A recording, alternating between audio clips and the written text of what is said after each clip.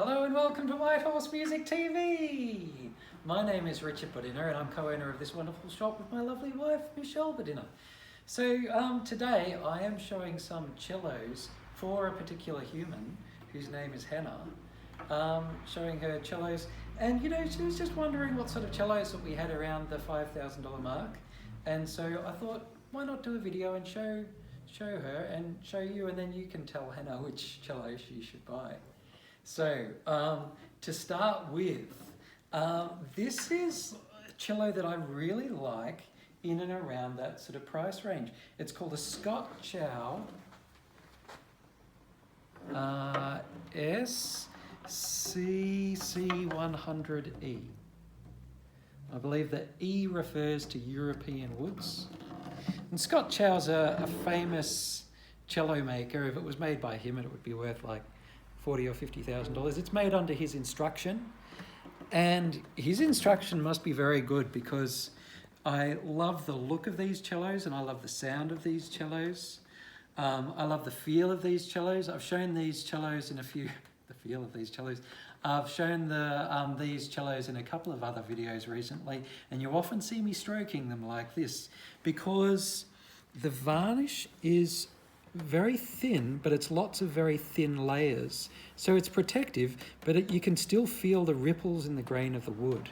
And so that means the wood is able to vibrate the way it wants to. So this is definitely a good number one cello to try, and you won't believe it, but I am going to be playing this cello with a Lefan cello bow. This is made by my favourite family in Switzerland called the Finkels, and they make amazing bows, and the wood they use has been aged from 30 to 50 years, Pernambuco wood, and this cello in Australian dollars is $1,430. And you might be thinking, oh, you've added an extra zero there. No, people often are surprised by the cost of good bows, but you know, this would not be an uncommon price range of bow to look at with cellos in this sort of price range. And you might think, oh my gosh, that's crazy, but it's not. You know, for me, the bow is your playability. Like, I mainly play violin, and if I take my really good old French bow to any violin, I can do all of my very advanced techniques, sortie, spiccato, ricochet, all of those sorts of things, where with a low quality bow, I could take that to the best violin in the world, and I wouldn't be able to do those techniques. So, and the bow also does make a difference to the sound, not as much as the difference between these cellos, but it still makes a difference to the sound. So, you know, the bow is really important. I'm not saying that you have to spend this much on a bow. You can, you know, spend whatever you like, but I'm just showing you what I think about how important a bow is to the playing of the cello. All right, so back to Chow SCC100. Let's give it a try.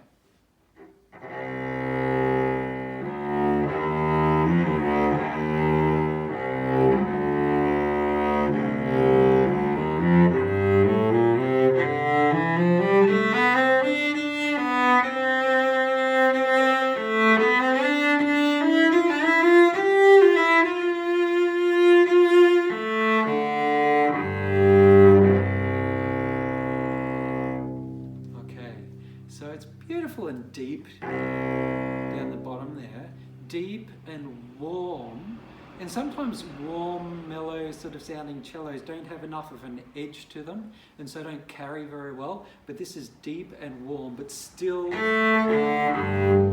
has projection and edge to the sound as well. So that is a beautiful one to start with. Okay, that was Chow SCC100. Now I will jump over to Stradun Master. Now, the Struna cellos use beautiful aged wood, but they also are copies of antique cellos. So this is a copy of Ruggieri cello, which is a very old Italian cello, an old cello maker. So it's slightly broader this way. And also this antiquing is done on purpose. Sometimes people say, but it's got scratches on it. Well, you know, it's been made to have scratches on it. It's been made to look like it's 300 years old or so.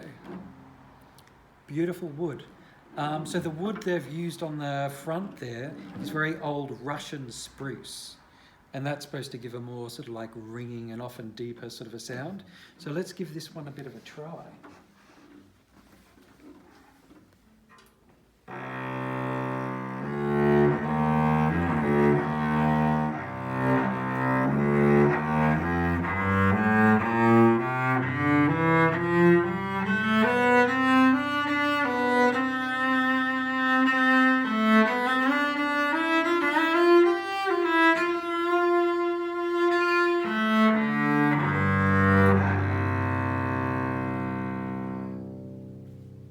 Also beautiful, oh you can still hear it ringing there. Also beautiful, deep, sort of maybe slightly more ringing sound. Maybe not quite as loud sounding as the Scott Chow, I would say.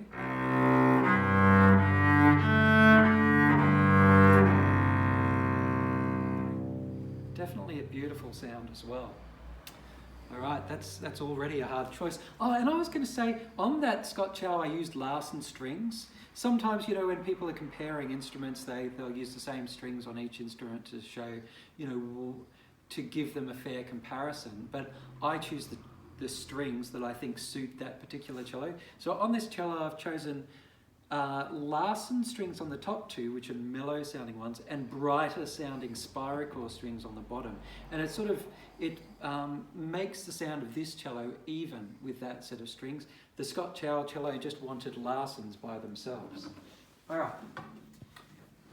Speaking of Larsens by themselves, so this is a Gliga 1 cello. So Gliga has lots of different models. There's Gliga 3 Nitro, and then Gliga 2 with better quality wood and workmanship. And then there's Gliga 1, which has better quality wood and workmanship and better varnishing as well than the previous two models. So, you know, once again, similar to the Scott Chow, I can sort of feel the ripples in the varnish, which is nice. It's not too heavy. It's not quite as thin as the Scott Chow, but it's still a really nice and thin varnish, multi-layered varnish. These are made in Romania under the instruction of Vasil Gliga, who's a famous maker. And they, we've had these for years, not this particular cello, but this brand for years and years. And they've always been the cello that sounds a bit more mellow and sort of relaxed, not necessarily as big sounding. But I remember in my previous video that I did about this one, this is quite a big sounding Gliga. So we'll give this one a bit of a try.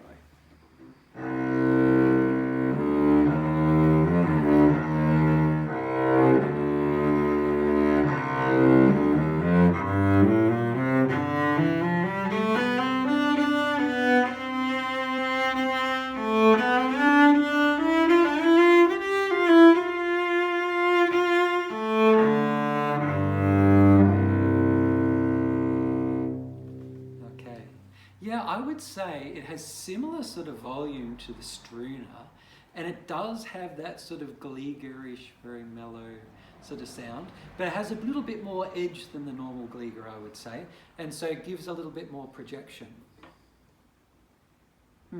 So that's a beautiful cello as well. So far, difficult to choose between those cellos. Now this is a cheeky cello because this is a slightly more price range. This one probably is $1,000 more than the others, I am thinking. Yes, something like that. So this is a J haide cello, which are amazing cellos. They're very similar in a way to the Stradun Master in that they're very antiqued.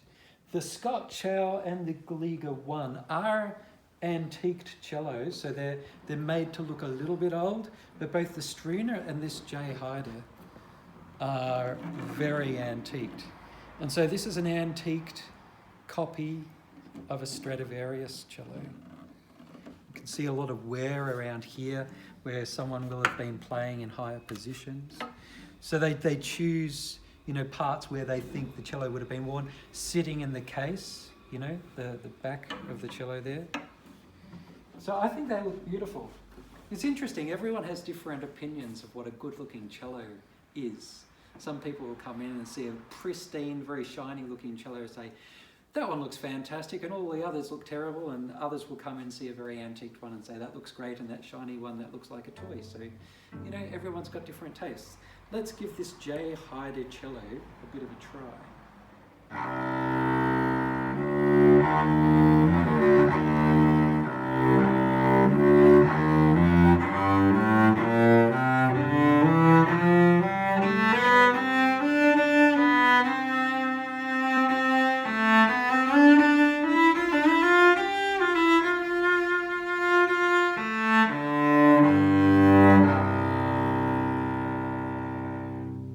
Okay, so to me, I reckon that one has more edge to the sound than the other three.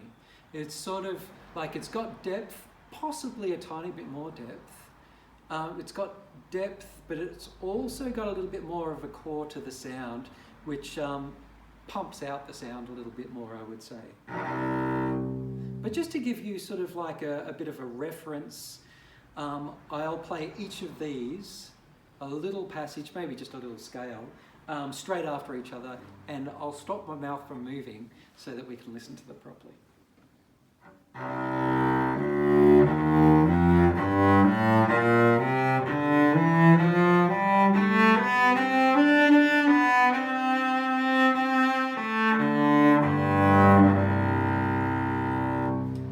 That was the J haide.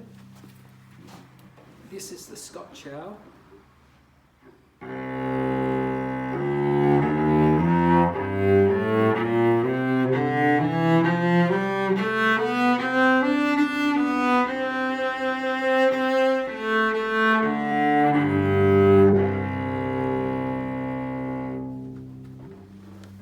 Okay, and the Stradun Master.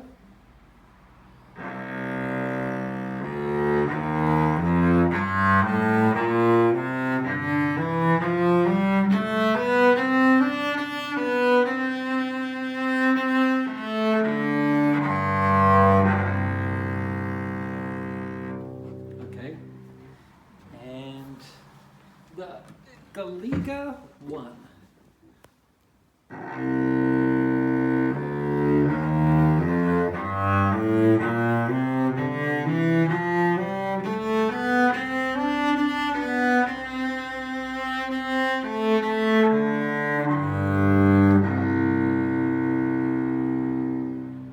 Okay, tough choice. If you could all recommend to Hannah which cello that she should buy, and then she will have to buy the one that, no, she can make up her own decisions. But yeah, that'd be great if you could, you know, tell us and tell her which one you think should be the winner. Thanks for watching.